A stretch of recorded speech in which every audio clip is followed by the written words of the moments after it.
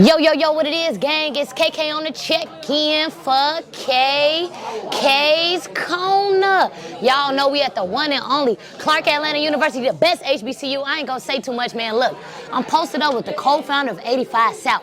I ain't even gonna introduce him. I'm gonna let him go ahead and give it to you, man. Talk to them people. What's happening? How you doing? You introduce yourself to them people. Tell them your name, man. Tell them. I'm sorry, my name is Chad Oubre, one of the co-founders of 85 South Media.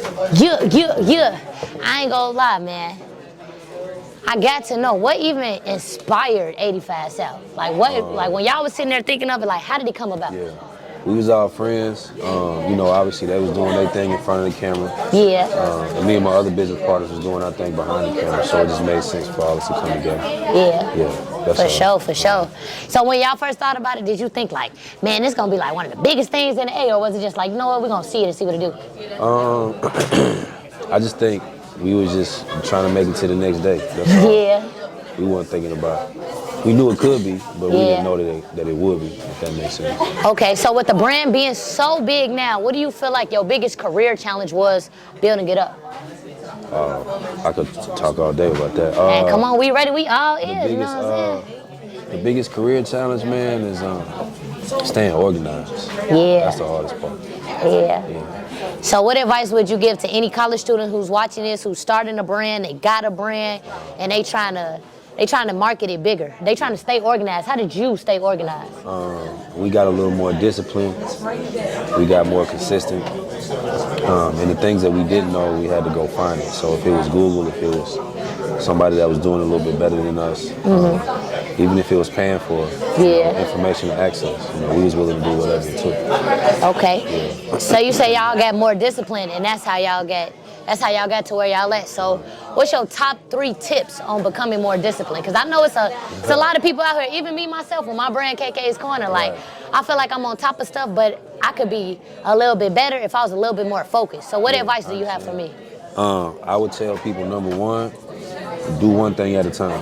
Okay. So if you can knock stuff off your checklist, you feel more accomplished. Number 2, the days you don't want to do it is the days you got to do it. And that's when you're going to start to see some progress, because discipline is more about, discipline isn't about a feeling, it's just about the task. It's about the mission. And then 3rd, I know this sounds cliche, but if you have some real goals, it makes it easier to stay focused. Okay. Because on this journey, you're going to get distracted, you're going to have some bad days, you're going to fall off sometimes, but as long as you got your eye on the prize, it's going to make it a little bit easier for you. Okay. So be real with me. Is you the type to journal down your goals? You got a whiteboard in the house? You do it in your phone notes? Like, how do you keep up with yours? So before 85, I used to work for Steve Harvey. Okay, that's what's up. And I learned from him. Every single day I used to write what I got to do for the day. Yeah. So I got maybe 4 or 5 notebooks from 2015, 14, 13 that I still have. It's like January 1st, 2014, I got to knock out these 5 things. I can go back 5, 6, 7 years to where I was just, if we can make $1,000 a show. Yeah. Or if we can just go find the office space, or if we can save $1,000 for a camera. And those little things, you look up, a year later, 2 years later, 3 years later, you done really knocked out more than you ever thought you would. Yeah, so I write down every single day what I gotta do. Nah, that's hard. That's the first thing I do. Cause I got a dry erase board in my room, but sometimes I be feeling like I don't be using it right. Like I'll write down like, okay, goals. But do you do your day like by time, or do you do it by week? So I keep one. So I keep one dry erase board for the year. Okay. So on that dry erase board, if it's January 1st, I'll say by December 31st, I want to have done these 25 things. It's personal, it's spiritual, it's relationship-wise with family. It may be financial. You may want to make some investments, whatever the case is. Even if you want to read, 10 books for the year. Right. I put all that on the dry erase board. But then every single day in my notebook, I write down what I got to get done for the day. So what you're doing is you setting the goal, and you documenting the journey on the way to that goal. Yeah, absolutely. And the most important thing is your mind. So you want your mind to be clear every morning before you start your morning. You don't want to just get up and go. Facts. And a lot of us, and it's not our fault, if you got to do what you got to do, but you just get up and you run it, and you look up and it's 12 o'clock, you look up it's 4 o'clock, you look up it's 8 o'clock.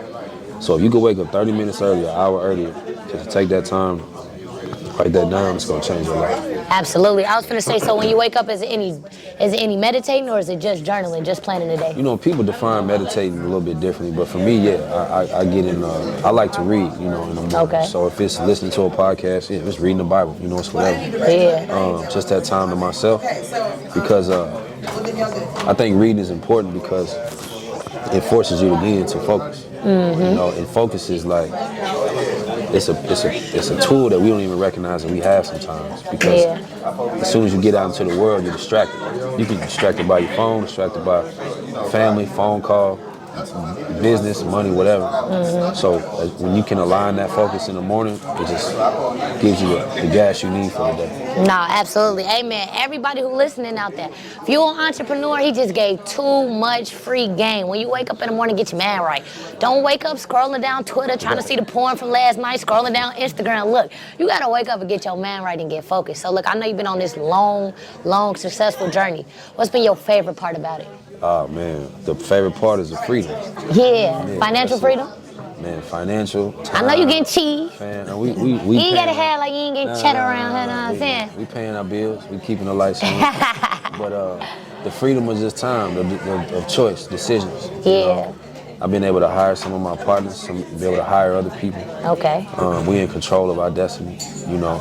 And then, like I told you, before we got started, these was my partners. So before we had any money, these were my partners. Now we making some money, and I'm making it with family. I'm making it with my partners. It's genuine. Yeah, there's no price on that. That's invaluable. Hey, you know what? I gotta applaud y'all for that, man, because I know so many people who try to start businesses together, and somehow the friendship end up breaking up, the group end up breaking up. Like, how did y'all stay strong through everything? Man, I gotta be real. When we had all come from, and I want to say it the right way, dysfunctional businesses before, where it wasn't always black and white, or the business wasn't always clean, the paperwork wasn't good. So I think after the first time we recorded, Fly pulled us aside and was like, let's get this business straight today. Yeah. This is what it's gonna look like, this is what the relationship is, this is what the equity splits are. Mm-hmm. And we just this is the blueprint, so if we ever get in our feelings, we're gonna follow the blueprint. And we've had, it's not always perfect days. We've all had our disagreements and our issues, but every last one of us was kind of raised. We come from different parts of, the South, but we was all raised saying that this is more valuable than any dollar, and we're overly honest with each other. So there's never, if it's on your chest, get it off your mind, all those sort of things. Yeah. It's like, we just honest with each other, man. That makes it easy. Absolutely. So look, for people who have a podcast, because I have a podcast, right? How do I monetize my podcast? How do I get paid off of this? How do I make some money? Yeah, so I'll tell you like the basic ways, and it sounds easy, you still got to put in the work. Yeah, so I don't want to say like today you start making money tomorrow, but the way to get monetized is obviously YouTube. Yeah. And what some people do is they do the audio version, so you download it into an audio app, and then you can Google it. So I don't want to give you a specific. You can Google it, and you can find. Go ahead, give us that free game on KK's Corner. So we used to go to it was called Ad something. I can't remember what it was called, but it's like a distribution service for advertisers, and what they do is you say my podcast does 10,000 listens, and you put in all your information, and they'll spit out reads to you, and you can just sign up for all these like ad read networks. That's the word I'm trying to say. Okay. Yeah, so those are like the first two ways, and then what I tell people too is it's kind of like the record label business these days, where basically, so basically like the record label business, you put out this free content, but then you do ancillary things. So there's merchandise, there's tours, there's speaking engagements. There's a million different ways to do it. Yeah. But the first way to start is advertising. That's what I say. Go find some advertising. Yeah. Nah, facts. Yeah. I ain't gonna lie, man. I appreciate you, my boy. I ain't gonna lie, you gave a lot of free game, man. How old are y'all? I'm only 22, man. Oh, man. And tell the people your Instagram where they can find you at, man. I don't have an Instagram, man. I deleted it. Hey, that's how you know he really getting money. He really tapped in. My boy ain't even got an IG page. Yeah, no IG. I am on Twitter, though, maybe sometimes. Good. It's KK on the check-in for KK's Corner. We out.